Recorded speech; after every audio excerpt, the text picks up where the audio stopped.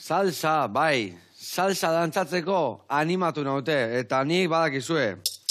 Nire saltzak hemen itendia. Edo sartaren edo lapikuan. Baina, nik uste da animatuko naizela, A ber, Ezin barreik, Ezin barreik, Salsa, taka, taka. Ai, ama, betxuen berriro, Tiki, tiki, tiki. Ai, ama, ai, ama. Eskerrak Julen datorren, gozuan saltzaneko kide bat. Ni saltza hauekin moldatzen naiz, bestiak intzoz erakutsi berko ditu.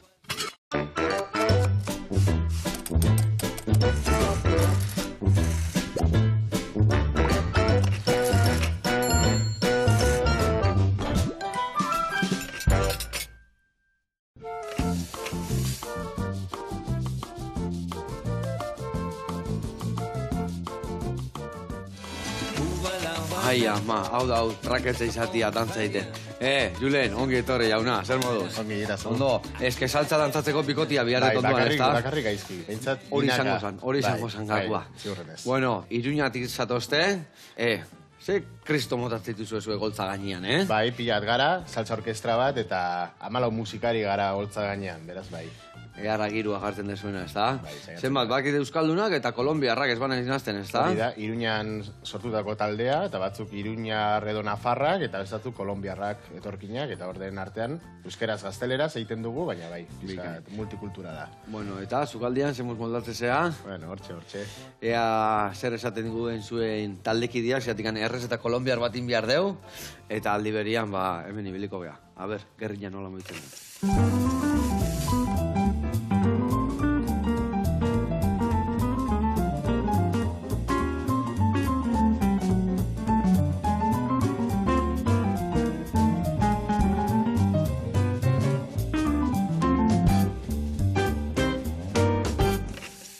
Bueno, lagunak eta Julen, garatuko izuet pausuz, nondik nola ibiliko gehan enpanada ekiteko garaian, bale? Hemen dakau, harto irina, aurretik egozitakoa dana. Eta ingo deuna da, aberastu urakin bakarrik berren eta gatza pixkat, ura ingo deuna da, erdila azafraiakin egozi, eta hori botako jo ikutu berezia emateko. Gero gainontzeko ura bota, eta orea prestatuko dugu. Gero hori ingo deuna da, lusatu hemen bi papelen artian. Jarriko dugu hemen, lusatuko dugu, behin lusatuta da honean, barruan jarriko jo garagila prestatuko deuna, itxi, eta ingo deuna da, sartaian, regitu, eta ondo utzi, geho parega saltzain eta goxatzeko. Nola ingo deu, barrukua. Barrukua, aragillakin ingo deu, baina lehen da bizi goxatuko ditugu baratzuri, tipulin, piperrak, ondo goxatuta daudenian, bertara botako deu piperrautza pixkat, tomatia, eta murrizten da honean, bukaeran aragilla, gatza, piper beltza pixkat, eta hori ingo dugu, utzi bukatzen. Bukatuta da honean, martorria txikituta botako jau, eta horrekin bete ingo dugu. Eta gero esan dugun bezala, bi saltza lagungarri jarriko eski jau. Alde batetik alioli bat ingo dugu, ekilore, arrautza, baratzuri aletxo bat, limoian birrindura eta suku pixkat, eta martorria ere bai botako jau bertara. Ingo dugu, hoi lagungarri ontzi baten jartzeko gero bertatik pasatzeko enpanada, eta baitare piko de gaio antzeko bat ingo dugu, eta kalo baitare lima, piperra, tipulina, perexia eta martorria ere bai botako jau, txiki ingo dugu dana, nahi dunak maionesatik pasa, eta nahi dunak piko de gaiotik pasatzeko. Ados? Ados. Olako maiketakoak eta aldizki zure lankidiak. Inoiz ekarri dituzte, bai, eta bai. A ber, ze esate iguen, a ber, ze muskateatzen zaigun, ados? A ber. Bueno, eta hau esan da, lanian jarriko gea. Orea prestatzeko, nik ateako etemen untzila infusionatzeko azafraiakin, eta beste aldea zibergana da hau goxatzen. Hemendikan goxatzeko, behitu, atea hemendikan lau ale baratzuri, bi bertara botako ditugu eta bat utziko duzu hemen maionesa egiteko, bale? Bat osoikan utzi eta bestea txiki. Bueno, goxuan saltza taldea. Zenbat taldekide, ez da horre arki pasa behar dezue. 14 taldekide, abesleriak eta instrumentariak badenak batera, bai. Hala egiten da salsa tradizionala formatu handian. Orduan, gure apostua izan zen hori egitea eta hor gabiltz. Goxatzen da, goxatu alazten, ez da? Bai. Eta zein da zure eginkizuna taldean bertan? Abeste tokatzen zaizu, edo instrumentun bat jotzea? Abeste, ni trompetista naiz, jatorriz, eta nahi, trompetarekin, eta gero pixkat musika zuzendaritza lanak egite ditut, eta arregloak moldaketak, eta horrela, bagaude taldekide batzuk hor, baina orokorrean Gehien bat nik egiten ditut moldaketak eta bat. Bikain. Zema denbora zoazte ja, honekin?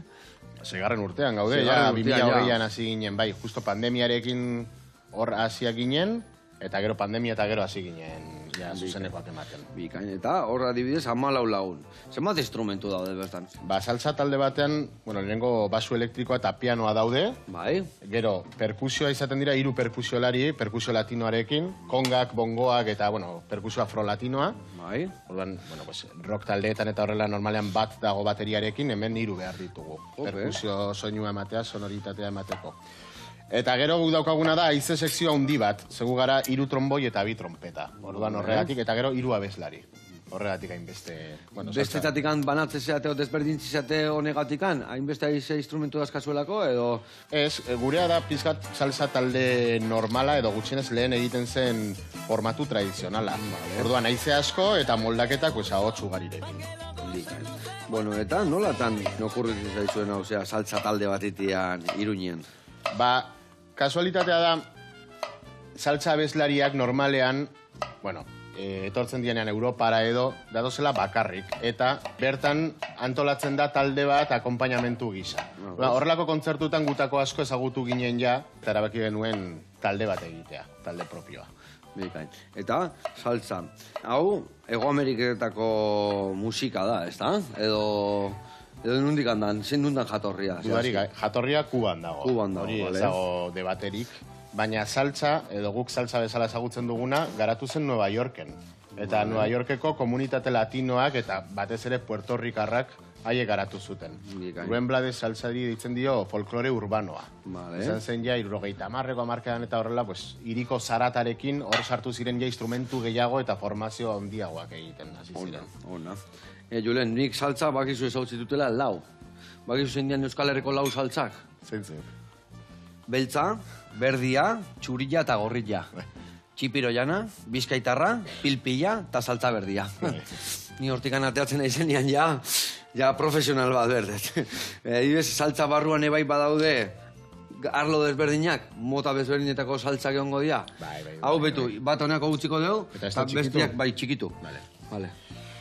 Bai, azteko saltza ere izenaren jatorria, bueno, teoria ezberdinak daude. Baina, karo, Kuba eta Puerto Ricoko musika tradizionalak estilo ezberdinetan bereizten ziren, eta esan dizuen bezala Nueva Yorken komunitate latinoak, Puerto Rikarrak eta hasi zen dena nahazten. Igual, jakin gabe ongi genero bakoitza zein zen, eta nahazketa horri saltza deitu zitzaion. Eta gero ja saltza estilo bezala garatu zen, eta ja estilo subgenero ezberdinak atera ziren hortik. Badago saltza gogorra ditzen dena, saltza romantikoa ere, saltza kolombiarra ere, ja nik uste dut aparteko genero bezala kontsideratu daitekela, eta bar. Zuek zenetan klasikoa esan dezu, ezta? Zaudetela? Bai. Klasikoa, saltza gogorraz, bai. Bikain. Eta, adibidez, esan dezure bai, euskeraz da gazteleraz ibiltzen zatela. Bizkuntzetan abesten dezue? Bizkuntzetan abesten dugu eta gaina jarritugu kolombiarrak euskaraz abesten. Orduan hori izan za... Hori meritu berezia, ezta? Hor fonetika klaseak eman ditugu. Ona. Eta, bueno, gaixoek ez dakite zer abesten duten, baina ikasi dute gutxienez fonetikoki, bai. Ona. Eta, Julen, zuek, guain, etorri zea aurkestea gainea, azkenengo diska, ezta? Zenbagarren diska da egin dezuena? 2. diska da hau. Bai. Bueno, diska bizatitan banatu dugu, orduan orain lehenengo parte ateru dugu, volumen bat jarri diogu. Hola, interesgarri modu bezala, baina ez da bizatitan banatu dugulako, eta nik uste negu aldera aterako dugula bigarren partea, bai. Eta Durunbele deitu diogu diska. Durunbele, bikain. Zenbat kantu topatuko ditugu diska hontan? Orain 5 ditugu, diska honeko parte honetan. Eta, zela zehazki Durunbele? Ba, Durunbele, hitz afrikanoa dirudien arren euskalduna da hitz hori. Bai. Eta da, Nafarroako Larraun baiaran lehen hartzaiek abesten zuten kantu bat. Baina, Durunbele, igual, zoze dateken nien harrapatzekena edo Durunbele harra, edo... Baina, jatorria ezakitongi zergatik egiten zuten, baina hartzaiek kantatzen zuten kantu bat, Durunbele. Ona, eta kantu horiek, bata bestiekin zer ikusiak, oso desberdinak topatuko dira, diska hontan, edo... Bai, guk dena desberdinak egiten dugu, ez dugu disko kontzeptualenek egiten, baizik eta kantuak individualki montatze ditugu eta denak batera sartu diska batean. Bikain. Bertan bai badakitela, Jose Ripi hauen bertsio bat topatuko deula, ezta? Bai. Diska honen barruan. Bertsioak egin ditugu hasieratik, adibidez Berritxarrak taldearen bertsio bat dugu, Gatibu taldearen beste bertsio bat, Kentzazpirena, eta honetan Jose Ripiau taldearen bertsio bat. Gustatzen zaigu, Euskal Herriko kantuak saltza estiloan moldatzean, nahiz eta, konkretuki Jose Ripiaurena ez da izan oso estilo aldaketa handi bat, zeia Jose Ripiauk egiten zuena musika latinoa zen. Baka bere ikutua, ez da, latinoa, bai. Eta, gainontzeko kantuak zuek asmatutakoak dira, edo... Bai, gainontzekoak gureak, propioak. Propioak. Eta hor zen ekudeatzen ditugu abesti hauek, nola moldatzen dituzue? Ideia ezberdinak etortzen dira, gauza eta igual kantua egitea melodia eta letra, eta gero gainean dagoen arregloa, eizen moldaketa guztia, orduan egiten dira hor lan ekipo ezberdinak, eta gero talde guztietan bezala lokalean ematen diogun forma.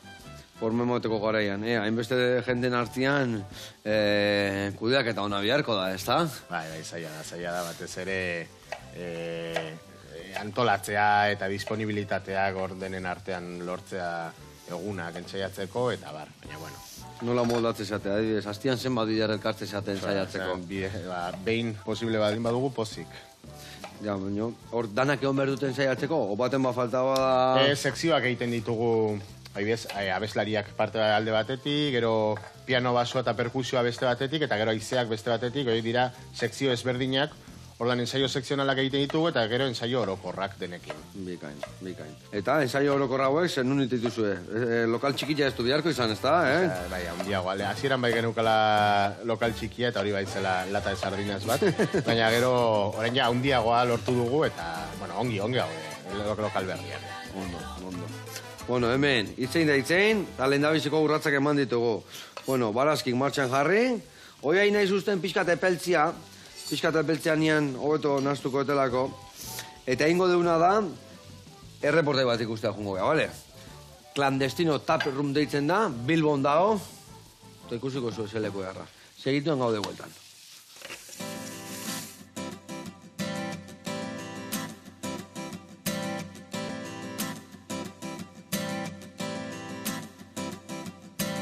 Kaixo Joseba, zelan dana Edgar Nas, Bilbon gaude, eta gaurkoan Clandestino jatetxea ezagutzera etorri zarete.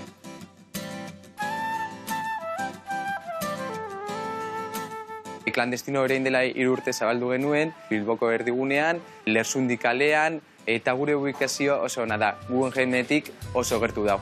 Espazio aldetik jatetxea 2 gune dekoz, bata taberna eta bestea jangela. Tabernaren eskaintza informalagoa da. Hor garrantzitsunak diez milanesak, asko guztetan jaki jendeei, eta horre aurkituko alzenuke gure ardo eta garagardo erreferentzia asko. Momentu honetan 8 barril erreferentzia desberdin ditugu, eta barran ere eguneko pitxoak. Eta gure jantokian lan egunetan eguneko menua eskaintzen dugu, eta zapatuta domekan gure dastatzen menua. Eta zehazki 2 dastatzen menu eskaintzen ditugu. Laguna mental eta no les digas. Ikusten duzuen bezala espazio handia da, beraz espazio aproposa da talde handientzako. Eta ospakizunak egiteko. Eta orain gure jatetxa ezaguten ondoren, gure sukaldera joango gara errezeta egitera.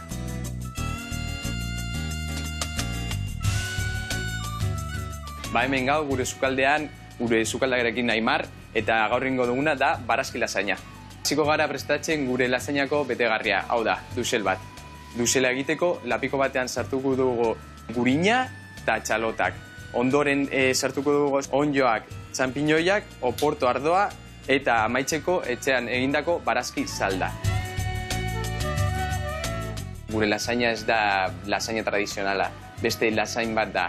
Eta gure ikutu berezia ematen diogu.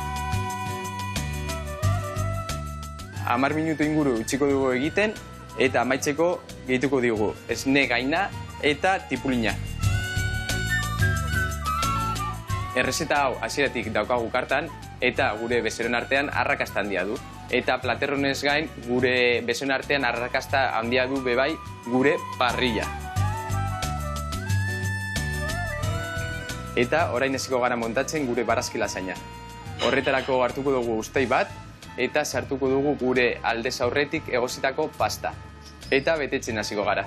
Lehengo dusel geruza bat ipiniko dugu, erdian ipiniko dugu penka zatitxo bat, gero dusel geruza bat, eta paketetxo bat egingo dugu pastarekin. Gero sartuko dugu labean 10 minutu ingurun, eta plateratuko dugu. Horretarako ipiniko dugu gure lasaña, idiazabal gazta saltza bati ipiniko dugu, ondoren pasta frijitua ipiniko dugu, eta amaitzeko gure ikutu berezia, ke apur bat. Eta listo, jateko prest.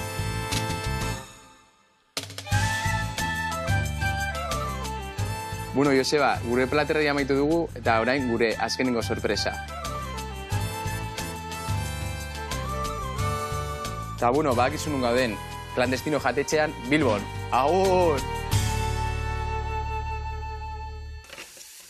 Aupa Edgar, eta gora lasaña hori, Oh, ze itxura. Eskerrik asko, indezuna gatigan, eta zenba gauza goxo dauden bertan. Besarka handi bat eta jarraitu goxatzen. Gurian jarraitzeko bitu, barrazki hemen aidia goxatzen. Bi vuelta eman da noiz behinka palatxoa gazterreti pasa. Vale, pixat energia. Eta gainuntze gozaia boteko zio, baina lehen da bizi pixka gehiago goxatzen utziko dugu. Nik ingoetena da orea martxan jarri. Eta zuk adibidez behitu. Ingozun piko de gai hori prestatzen jun, bale? Tipulina txiki, piperrare bai txiki, baina lasai, zatik handen bola badakau, bale? Bueno, bakit indezuela ja dizkan aurkezpena, ez da? Bai, maiatzen behatzean egon ginen Iruñeko, Iruña edo Atarrabiako totem aretoan. Hoi da. Eta ongi, dena ongi. Eta aurretik, negu eta udaberri partean pare bat kontzertu egin genituen, eta orain ja udan hasiko gara. Udan hasiko, esate, bira handia izango da? Bira handia, ez. Baina lotu da dazkazuen leku berezitan? Ez, Euskal Herriko toki ezberdinetan, herrietan eta herriko jaietan. San Ferminetan egon gozate, ez da? Ez, mikatxiz lamar, orduan parranda tokatzen zaikitia. Parranda tokatzen, bai, zer remedio. Vale. Bueno, eta, ze eskaintzen dezu zehazki baina, badaki salsa tope, baina pentsatzen dut diska berriko boskalto botako dituzuela, baina zuen errepertorio handi bate badakazu, ez da? Bai, errepertorio propioa badugu garatua, eta gero beti tartea uzten dugu saltza bertsio pare bat egiteko. Hau da, saltza errepertorio klasiko edo tradizionaletik hartzen ditugu gustatzen zaizkigun kantu batzuk, eta hor botatzen ditugu ere kontzertuan.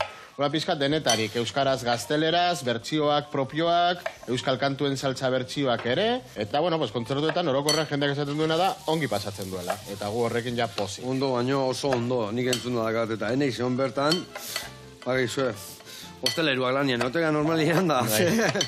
Eta, jendeak dantza asko ite aldu. Denetarik dago, ez? Gauza polita da kontzertuetan giro ezberdinak, edo jende ezberdina ikusten dugula, ez? Alde batetik, igual guk normalean ezagutzen dugun publiko euskalduna, gero publiko latinoa ere gerturatzen da, kontzertu ezberdinetan, eta hori oso polita da.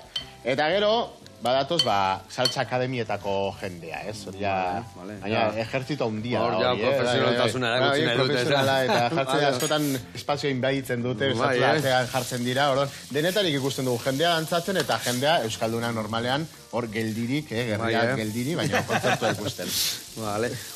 Gaur egun badao gero saltza eskolak eta euskaldun gehiago animatzen dala ere bai saltza dantzatzen. Bai. Iruñan behintzat badaude, eta badakit ere, Donostia aldean eta Bilbo aldean ere, bereziki badaudela. Zautzen bada, obertan, bai. Bai, oso modan jarri dira, eta oso kolore polita ematen diote gure kontzertuei, jende horrek. Bikain, bai. Saltza ematen dio, ez da? Saltza. Eta notatzen da, euskaldun jendea pixka gehatuago gelditzen dela, baina gero adibidez, Ego Amerikarrak eta egoten dianian, hor emakumeak gehiago mugitzen dira, gizonezkoak gutxiago, edo... Ez denak mugitzen dira, hor saltza musikarekin, bai, haiek nik ustut kulturala daukatela eta txikitatik ikasi dutela, eta haientzako naturala da, saltza musikarekin, bikotean, baina dantzatzea, bai. Beti bikotean dantzatzea, badago banakako dantzak, saltza munduan, edo normalian beti bikoteakin nubeto? Egongo dira, baina normalena da bikoteka. Bai modu tradizionalean, kaleko moduan, eta modu akademikoan ere. Eta gero baude kompetizioak eta horrela, ez? Tangoan gertatzen den bezala, bikoteka aurkezten dira. Eta, nun moitzen du jendeak gerrilla gehiago?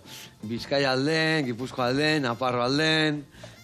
Notatzen da, segundun zauden ja notatzen dezu badakizu zer... Guk ez dugu diferentzia askorik nabaritzen, ez? Denetan ikusten ditugu hor perfil ezberdinak. Gerria mugitzen ez dutenak, eta gerria mugitzen dutenak. Eta berdina dira leku guztietan. Bai. Ondo. Eta ze jende animatzen da gehiago? Gazte jendia edo helduak? Nik esango nuke gehiago gure publikoa helduagoa dela, ez dela oso gaztea. Igual, belaunaldi berriekin ez dugu hainbeste konektatu eta ulertzen dugu gainera gure musika. Anakronikoa den edo ez dakit, baina gutxienez duela 60 urteko musika bat da, akustikoa da, hau da, instrumentuekin jota. Eta igual, denetarik dago, eta salbuespenak ere, baina normalean gazteak ez datoz hor masan gu ikustera. Eta zuek, adibidez, nahiko gaztiak zatet aldia, edo helduak, edo ze... Bueno, a ver, disfrutetzat 30 urte zer da, gaztea edo heldua? Nerekin takua gaztiak, 30 urte gaztiak.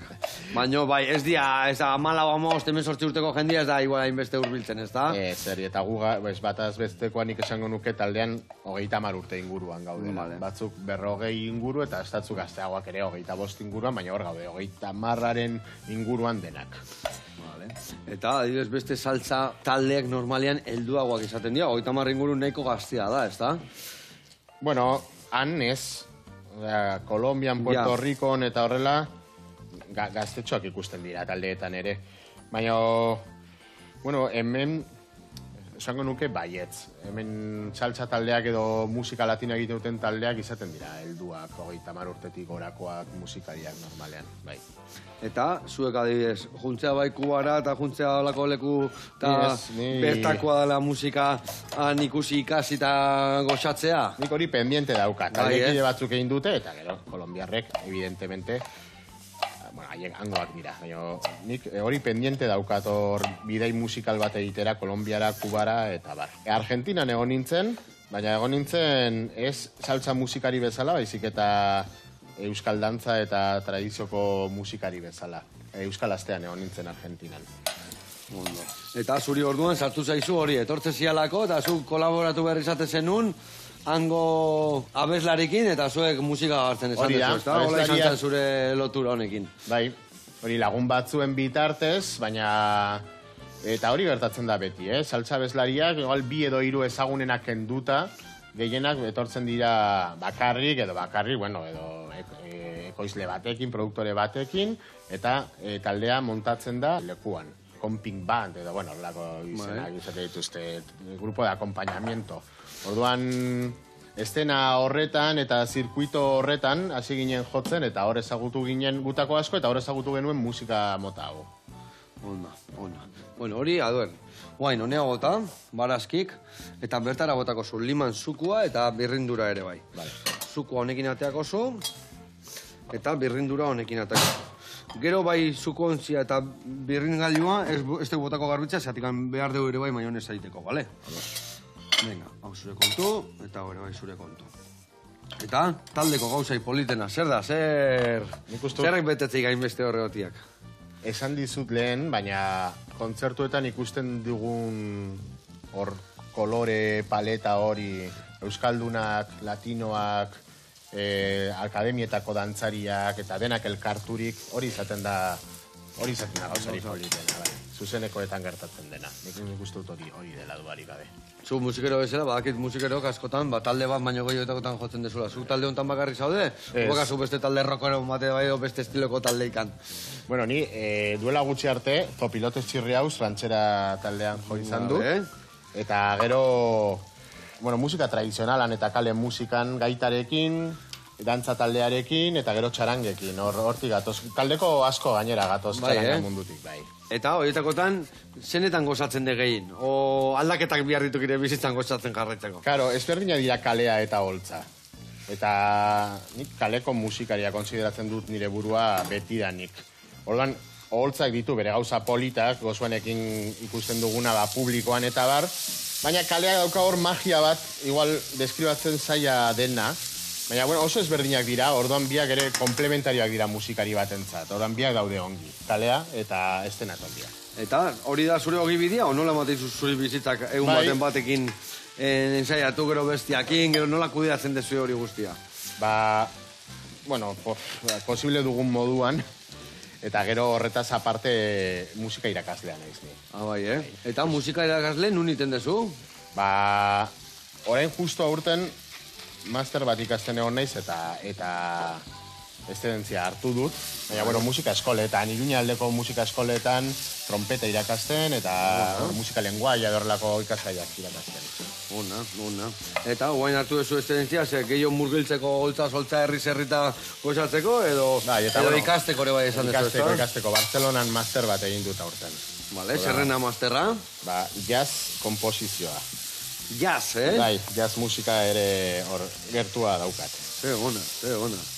Eta trompetan abaniko hortan zerbait falta zaizu, hainbeste mexikanua, gero... Bueno, igual, justo musika klasikoa dela kontserbatorioetan gehien irakasten dena, hor naiz nik uste dut, hor nago ni erren. Eta ikusten zea hor, Horrez nire burua, ongi ikusten. Beti gustatu zai, baina ez naiz oso fina izan inoiz. Baina bestetan bai. Hoi bai diala talde erraldoiak, ez da? Bai, hombre, musika klasikoa ja orkesta sinfonikoak eta bai. Baina ikustu zean egunen baten, nolako orkestan baten jotzen? Hori ja berandu, hori da bizitza osoko lan bat behar du horrek, eta beti daukat hor soñarri bezala, baina justo horretan ja ez dut sakondu. Eta aldiz, gustatzen zitzaizkidan, adibidez, mexikar musika, edo txarangetako musika, edo orain saltza musika, edo jazz musika, horretan bai sartu dut pizkat muturra. Eta unundik etorri zaizu zurik? Bota dena. Gero olioa botako dugu ondore bai, gatzare bai, eta piko de gai hori prestatuta dakau. Bota nabazu hemen dazkau nagoeko hemen organikoa, pizkatxukun eukitzeko, gatza botatzen deu, eta txorrota bat olioana.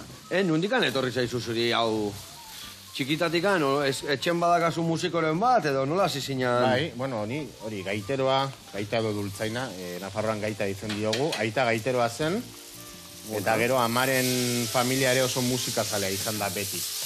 Orduan, pixka bat, hortik, eta gero sortea izan dut kuadrilla edo lagun taldea ere oso musikazaleak izan dira. Hauek gehiago rock munduarekin eta metal edo heavy munduarekin.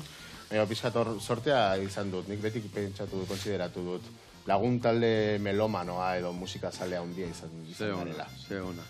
Eta lagun talde horrek ere bai danak jarraitzen dute zu bezala mundu duntatik, o batzu tokatu eta irren bukatzea, beste danetik agan egongo da, ez da? Bueno, lagunak, hemen behitu, Itzein da itzein, piko gaio hau, indadakau. Gio nahi dunak, hemen di pasatzeko inbiar deuna. Gio gotako jo martorri pixkat, eta baita ere gotako jo maionesai. Eta honi ere bai, martorri pixkat. Martorria da dakizue, batu egiten du, arre bestiak zo. Nahi gustatzen zait eta botako jo. Baina, martorria bota garren ebakazue perexilaekin itia, edo beste belar usaintxu edo zeinekin. Ingoituguna da gero hauek, bildu eta prejitu, maionesain, eta erresta bukatzen jo. Baina lehen da bizi jungo gea beste reporterat ikustea. Ados? Postrean bila jungo gea, azpeitira, Inazio handila dago gure zai, eta ikusiko zuen, trainera bat prestatuko dugu, trainera bat. Ea arraitegun.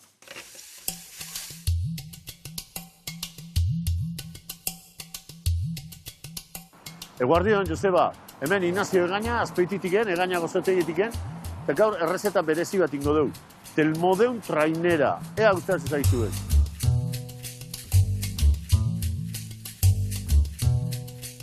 Errezeta hau sortu nuen, untxeala bilebeteko kontu da, nire zemie Zumaiko telmodeun arraun taldin ibiltzea arraunien, eta, behaien omenezin nuen. Gozo honek trainera forma du, da gero mugurditiken gorrile da, eta, hortik enkuntziten buru eta hola ingo dugu. Osagai haue berkoitu du. Almendra, azukrie, artairine, gariirine, arrautzek, mugurdilek, gurine, esnie, gatza, da zirikillotie, da vainilla. Errezeta egiteko, gutxi gora ere, azirati bukaera, berkoituko bi ordu terdi inguru. Lasai egiteko, gauze gondoin berdie, eta poliki. Lehen da bizi, krema pastelera ingo dugu. Nola, ostu inberdun, lehen ingo dugu, krema pastelera da osten jarri. Krema pastelera egiteko, jarri berdeu esnie, egosten vainillaki. Eta gero ingo dugu, azukrie eta arrautzek nahaztu, eta dana nahaztuko dugu, egozi bat emango dugu. Zu suabe baten inde, hobeto izatea dana. Beti suabe inezko gauzek, gozogintzan asko hobe da. Eta osten jarriko dugu. Vainilla Madagaskarreku da, eta gozogintzan asko hiltza, da erregine da. Niretzako vainillak gozo puntu hori mate jo, aroma esotiko hori, eta, asko gustatzea. Krematan asko gustatzea vainilla. krema pastelera osten dan bitartean, gu urrengo elaborazik jukin ekingo geha. Da izangoa, almendra krema. Almendra krema iteko nahaztuko dugu azukrie gurinekin, gazpunto batekin, eta gero botako izko almendra arrautzek eta irina. Godeu nahaztuko dugu, eta krema osten danien dana nahaztuko dugu. Eta indekau krema pantxipan. Krema hau erabilpen asko ditugu zogintzan. Betelaike, bollerian ibiltze dugu, azte bukaeratan da bollerien bollu betetze ditugu zagarrakin, frutakin, baina behien bazte bezala krema hau emateu. Inlaike tarta bat, frantzien asko ibiltze hau, gato derrua eta klasiko bada frantziken. Eta gaurkuen ostopila erabiliko dugu, gure kasuen. Urrengo pausu izango litzeke ostopile zabaltzie. Ostopile zabaltzen dugunin, ipintzen dugu, ondak egiten ditun txapa baten, trainera formi hartzeko. Eta gero hornitzen dugu eta labea. 200 gradota, 20 minutu. Eta behin ateatakun ostuin berdu. Behin osten danien, ipintzen zaio, alberretxiko mermelada pixketekin, ostopile, labetik gertetzen honein pixket gaineko azea lehorra otea, eta mermelada alberretxikuna ibiltze dugu, bai, brillo pixket ematearen, eta pixket jugozu onda jene bai. Eta fin zirikiloti jarriko dugu. Jo, muurdilek jarriko esko lau boz bat, eta azukar glasakin bukako dugu.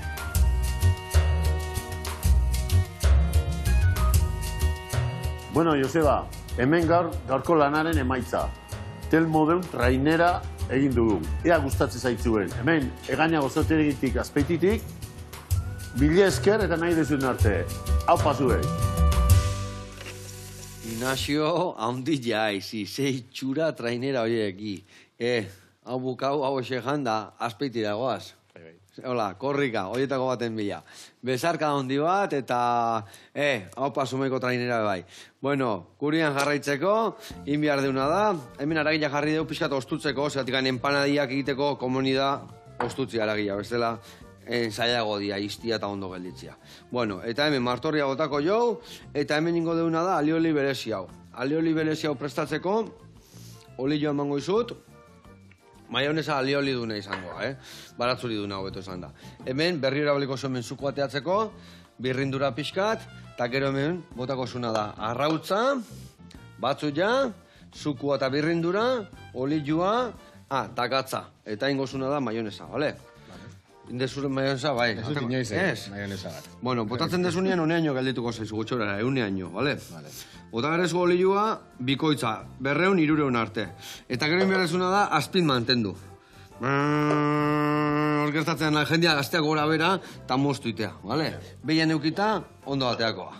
Venga, zure kontu, ni martorri pixka moztuko toneako, eta gero ere bai martorria eta perexilian moztuko duk piko gaio pixka gehiago aberazteko, bale? Bueno, kontatu, lehen esan dezure bai, egon zinela talde baten mexikanak abesten ez, da? Bueno, abesten ez, horre bai tetzen nuen trompeta jo? Trompeta eta tromboia, baina bai.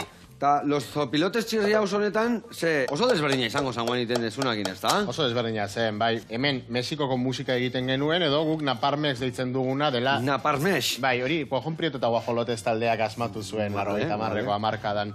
Zela pizka bat Mexikoko iparraldeko norteinak hartu eta Nafarroako toke makarra bat eman, ez? Eta, bueno, hori erentzia bezala hartuta, lehenengo impekables deituriko talde bat sortu zuten, eta gero ja los topilotes txirri haus. Eta horregon naiz 11 urtez, trompeta eta tromboia jotzen.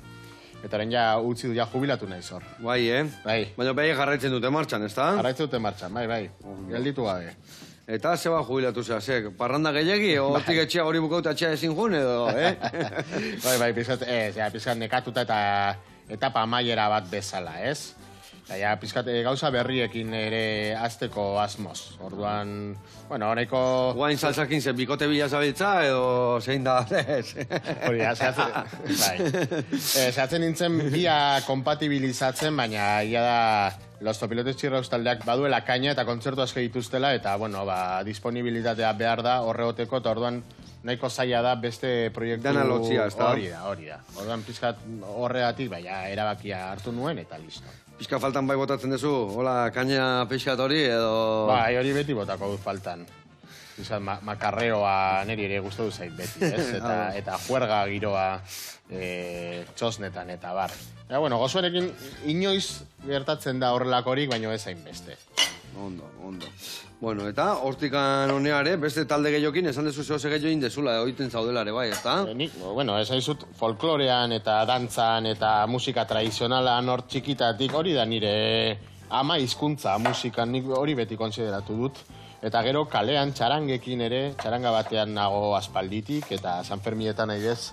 Bueno, San Fermietan, goizetan, erraldoiekin jotzen dut, gaita, edo bultzaina, eta arratsaldetan txarangekin. Saiz gelditzen. Eta gero hemen kamisetan ekarriek ere, bai, ezta? Bai, hau da, duguna dantzataldea Iruñekoa. Bai. Kidea naiz ni, eta kamiseta hau 75. urte urrenekoa da. Ja duela pare bat urte ospatu genuen. Horra ziratik ez zaude orduan, ez da? Baten bat oendi dago bizirik, Bai, hasieratik, baina pentsa ja ze estaduan. Bueno, hemen, behitu, lusatuko leheno bolatxoia prestatuta utzi ditut. Badaude modu pare bat hau lusatzeko. Alda hemen jarri, horrelaxe, zanpatu eta geho, behitu, hartzen desartai baten ipurdia, edo bezala arragola batekin lusatu. Bueno, eta duguna dantzataldea, euskal dantzataldea da, ez da? Euskal dantzataldea Iruñekoa, Iruñeko udaletxeak sortu zuen. Bai. Eta hor dabil, 59. urtetik, kaleetan. Eta bertan, ze tokatzen zaizure bai, zu dantzaitea ateatzen zea, edo zein da zure egin Dantzaria izan nintzen aspaldi urte batzuz, bai. Baina musikaria nahi izan. Vale. Eta hori da nire betekizun nagusia. Vale. Orduan hor daude musikarik eta dantzarik, ez da? Bai, karo. Karo, dantzaiteko musika bihar izatea, ez da? Bai, dantza talde guztetan gertatzen den bezala. Dantzari aktiboak, gero dantzari jubilatuak, ze hor egoten da komunitate txiki bat, ez? Dantzari hoiekin, eta urtean behin adibidez baskari bat egiten da denen artean, eta bar. Baina, bueno, pisu nagusia dantzari aktiboek daukate, eta gero hor gaude haiekin, musikariek. Zenbat dantzari daude hor bertan? Ez dakit zenbat diren orain egia esan, Nik esango nuke 30 edo 30etik gora daudela, oso da talde potentea da, hau. Beste dantza talde asko Euskal Herrian txikiagoak dira. Baina nik esango nuke, igual trompatzen ari naiz, baina esango nuke 30 inguru badirela erraz. Bueno, hau ikusi zu, hartu, zapaldu, atzeak eman, kendu, eta hau berriro alda erabili, Nik ingoitu lau edo bost, gaurko saioantako, baina gero hau berriro alda moldatu, eta berriro egin. Hori ze, arkeaiz, lehen da biziko maior, ezagin eman gelditu gabe, beha guti hartzen. Gusten desu nola di joan pixkanak hartzen. Hor, akatza tortzea jendea moitzen hartzela, buen ja, arte unian ja fundamentoa, buen ja aldezu mendeito bat eman, hor eta bai. Gatza bota dio zure bai. Horra kasu. Vale, sositos geha ibiliko, gainai saltza musikario izan da, sosito ezin dugu ibili, Julen, ondo, bota. Bota pixka gehiago, berri zateuta desente, bai. Vale. Venga, hau, listo, hemendikan fuera, eta hori main fuera. Bueno, eta hau guztien da gero, zehorzetako denbora geldiltzea eta izu, eskerrak, estentzia hartu ezun, ez da lanian, Bai. Hor, mila proiektutan eta gero, proiektu batek ja indar hartzen duenean edo pisu hartzen duenean, gauzak endu bat dituzu, eta edo bestela utzi proiektuari, eta hori gertatu zaidana. Baina bai, mila saltzatan beti da ni. Peresi, amatek arginano bat, izaiz, Iruñako arginano, hola, saltza guztietan egiteko. Ondo. Tal, denbora geratzen zaizu, bazkaiak prestatu, kudeatu, zakin, mendiagon. Bai. Familiarekin ere asko eta lagunekin beti hor leku bat erreserbatua, bazkaiak egiteko eta bat. Ze badakit ere bai, erraldoiekin ere bai ibiltzen zehala. Bai, Iruñeko erraldoietan gaita jotzeu txikian nintzenetik, gaita jotzen zuelako hor. Bai, errelebo hartu zenion aita hor. Errelebo hartu nion, bai. Aitakin batea tokatu zaizure bai? Bai, urte batzuz, bai. Gero bera jubilatu zen, eta hor dabil etortzea bizita itera, baina ja aspaldi ez duela jotzen. Eta bai, Iruñeko erraldoiekin, eta txantrea auzokoa naiz. Iruñekoa naiz, baina txantra auzokoa, ordan txantrakoa, zate, ez da? Evidentemente. Ordan txantrako erraldoiekin ere, jaietan eta bar. Erraldoiekin bertan bakarrik ibiltzen zea, hori listo dakau. Ezin jo, kenduko jo mutxurra, bertan jarri, eta hor falta zaiguna da, piko gai horrei azkenengo ikutu emateko, ingo jouna da, martorria txikituta sartu, eta peresila ere bai, bale? Emango izundik emendikan peresil pixkat.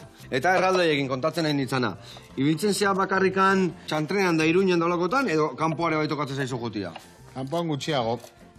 Normalean, nire kasuan aktibitate nagusia txantreakoekin da. Zer txantrako erraldoiak bai txantrako jaietan eta ospakizunetaz aparte mugitzen dira pixka bat. Bai. Bez, Azpeitia bezalako herrietan urtero egoten dira. Azpeitian, Azkoitian ere, Agoitzen. Haiek bai ditutela udan ere haien bira txikia, bira erraldoia. Eta gero Iruñekoek bai dituztela data itxiak eta ez direla hortik mugitzen, baina bueno, San Fermietan batez ere, gero San Fermin txikin eta Iruñeko ospakizun ofizialetan. Eta hori izaten da erraldoiekin aktibitate nagusia. Iruñekoekin Iruñean, eta gero txantreakoekin bai txantrean, bai herri ezberdinetan udan zehar. Erraldoi barruan ibilizea sekula? Txikia nintzen, eta horrela sartu nintzen, baina ja, espaldini hor kanpoan, erraldoiaren atzean musika jotzen. Izerdia ragotatzea hor barruan zaudenian, Bai, hori da, osea, gaina ezakit, 60 kilo inguru, gainera udan izaten dira, ordan ateratzen dira hortik izerdituak, ematen gauza bat. Ni tokatu zai, Bergara nitia, ezakit hor pare bat festatan egon ditzan osartu, eta eta huelta maten aizenean, mikatxiz laman, mikaguan laman. Zera, matik horrea, erorin behar naizela. Baten bat eroriko, zan horre bai, ez da? Bai. Ikusi ez oso baten bat eroritzen, Baino gehiago. Baino gehiago. Bai. Eta, bueno, pizkat, hor dago ere pizkat morboa, ez? Hori gertatzen edo ez. Baina, bai. Gertatu izan da askotan. Bai, hor gainia, Julen, azte dituk sekurako birak ematen, eta gainera jendia beti ondon, da arrisku puntxu bate badago, ez da? Arrisku puntua dago, bai, eta uste folklorea bihurtu dela ere hori, arrisku hori. Baina, bai, Iruñeko kaleak alde zaharrean behintzat oso estuak dira, eta Iruñeko erraldoiak oso evento multitudinarioa izaten da. Ikustut, San Ferminetan adibidez, jende gehiendoan eventoa dira suak. Bai. Ez Donostian bezain beste, baina gutxi. Eta zautan bai, Bai. Bustuak amabostian, Eta gero, ja, bigarrena izango litzake erraldoien ateraldiak eta kalejirak. Horan jende asko elkartzen da, hor, eta nahiko agobiante izaten da, momentu batzuetan. Jende karritu egin da gutea, eta hor, aholku bat eman berdezu. Bai, aholku bat, mesedez, eskakizuna. Ez etorri karritoarekin. Iruñan zileta ditzen diogu karritoari, erraldoietara, San Ferminetan, mesedez. Zuen hobe beharrez, gaina umeko raspin eserita ez duela ikusten, negarrez azten dira, eta gero... Horkatilan golpeak eta... Goxatu berren, gero ja negarrez azten dira umek, bai. Bai, hobena, nun baiten utzi zilitako txen, da umen bizkar gainen jarri eta goxatzea, ez da? Bai. Ondo. Bueno, hemen itzein da, eharra egiten nahi gai, ikusi zu ez eharra egiten nahi gaian hauek, Lau bat ingoitut, bi iretzako eta bi niretzako. Dio gainuntzekoak ingoitu gehiago, lasai eukeni, lasai. Venga, Bueno, hau listo, azken nengoa ingo jat. Zuk pentsatzen dere elkartea eta jute zehala, eta etxen zukaldatzen, labana ondo moitzen dezu, Bueno, zureitak erakutsi zidan, beste bezala. Hala da, bai, eta ze errezeta prestatzen dituzu, zein dira zure errezeta erreginak? Bueno, aragiak, izauak eta arrozak ere uste zaizkit. Hor nabil ikasten gutxinaka, experimentatzen. Batzutan arrakasta eta beste batzutan porrota. Bai. Baina hola da, bizitzan ini behar da, hori jende asko esatitena, nei hau etzait ateatzen da, bai, zenbat aldizindek da, bai, behin ini jan da, etzait, karo. Hemen inda inin behar da, gure askotan in izan dugu, bagio gauzak aurrenengoan ateatzeko. Eta guztiarekin gertatzen da hori. Musikan estrapolatzen ere berdina. Nik ez dakik gitarra jotzen, karo. Karo, zenbat hortu. Txarra nahu, zenbat hortu sartu ditu. Sartu, Julenek sartu ditunak eta ikusiko zue, Bueno, eta, betu, bota horrea bai, martorria eta pensila, bai, dena barroa. Eta errezeta kolombiarrekin ausartu zea, edo hori taldeki diantzako guztien dezu? Hori ja kolombiarren gauza da. Haiek ekartze dituzte inoiz, empanadiak ekartze dituzte, arepak eta gero chorizo motak dituzte oso espeziadunak izaten dira haienak. Baina haien gauza da, ni ez ausartu. Gero azauak egite dituzte asko, eta plan familiarrak joaten jaur merenderotara eta asado, bueno, ez da euskaraz, asadoak egite dituzte suarekin eta... Eta orduan guk horrelako janaria jandugunean haie prestatzen dute dela. Bueno, launak, hemen, saioa bukatu zaigu, hau eguandik ez diain, ingo deuna da hori ontzi baten txukun, haure bai beste ontzitxo baten, laungarri, hemen jartzen jungo geha, baino ingo deuna da pixkat itxoin, hauek ondo bukatzia, eta segituan gatoz, saltxak hemen jarrita, eta hauek platera gati. Ai, ama, eharra indi hau. Esan taldekideaik, ja, empanada errak dituzula, Etortzeko nahi duenean, gugana jatea. Bueno, Julen, kontatu, nundik noa ibiliko zaten jakiteko, nun topatuko dugu sare sozialetan, enola... Sare sozialetan, gozuan salsa bilatu, Bai. Instagramean, Facebookean, oraindik norbaidek Facebooka erabiltzen badu, eta han iragarriko ditu denak. Hongo gara iragartzen denengo denak, eta gero astean zehar egingo dugu banan iragarri dena. Bikan. Nauzi. Plazera handi bat, iertzek gustatzen zaikela, eta holako esatu eraztea bestiei benetan. Bueno, launak, hementxe, bukatu dugu gorko saioa, pexil pusketa jarri, eta hementxe gelditzea. Gaur egun ikusita hausi jaten. Agur lagunak.